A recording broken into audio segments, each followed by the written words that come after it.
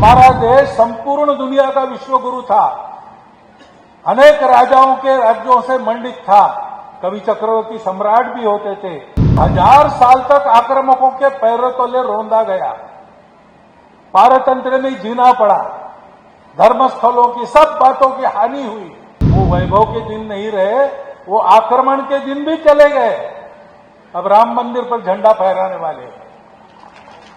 तब भी भारत था, अब भी भारत है। हम भारत के लोग हैं, हम हिंदू समाज है, हम हिंदू राष्ट्र है। हम सारी दुनिया को सेवा का संदेश देंगे, त्याग का संदेश देंगे, धर्म का संदेश देंगे। वैसा हमारा जीवन होगा, उससे दुनिया सीखेगी। हमारा देश संपूर्ण दुनिया का विश्वगुरु था। अनेक राजाओं के राज्यों से मंडित था। कवि चक्रवर्ती सम्राट भी होते थे। दुनिया का एक बहुत बड़ा संबल भारतवर्ष था, तब भी भारतवर्ष था। और 1000 साल तक आक्रामकों के पैरों तले रौंदा गया। पारतंत्र में जीना पड़ा।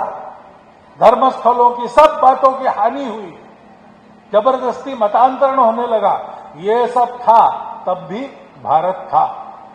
वो वैभव के दिन नहीं रहे, वो आक्रमण के दिन भी चले गए। अब राम मंदिर पर झंडा फहराने वाले। तब भी भारत था, अब भी भारत है। और इसलिए भारत क्या है? रविन्द्रनाथ ठाकुर ने कहा है कि दुनिया में कुछ भी होने के पहले भारत पहले, वो जो है वो बने। उसको समझना है, उसके लिए हमको पुरुषार्थ करना है। तो हम यानी शरीर मन बुद्धि नहीं, हमारा चिरंतन अस्तित्व आत्मा के रूप में रहता है। संस्कार लेके हम चलते जन्मों जन्मों।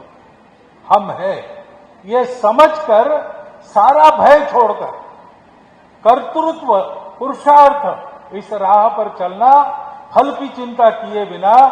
और जो किया अपने अहंकार से उसमें लिप्त न होते हुए, मैंने किया, मेरा क्या हुआ, मेरे लोगों का क्या हुआ, ये न सोचते हुए जब जो करना है वो करना। लोकमान्य तिलक 6 वर्ष कारावास मंडाले में रहे, गीता रहस्य लिखा वहां। वापस आए, देखा सारी जागृति शून्य हो गई थी, कोई नहीं था साथ देने वाला। दूसरे दिन अपने वृत्तपत्र का पहला अग्रलेख छूटने के बाद लिखा उन्होंने, उसका नाम था पुनश्च हरिओम।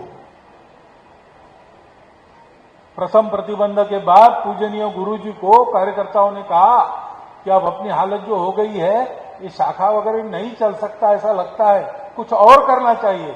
गुरुजी ने कहा कि आप लोग तो समझदार हो, जो चाहे वो करो, मेरा मैंने तय किया है।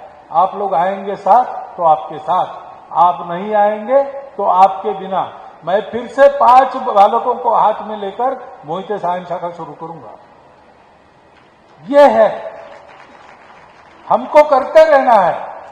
लाभ हानि, यश अपयश, राग द्वेष, सबकी चिंता छोड़ के, इन दुविधाओं से बाहर निकलकर धर्म के लिए, देश के लिए, ईश्वर के लिए, अपने आत्मा के सम्मान के लिए हमको अपना कर्तव्य करते रहना है।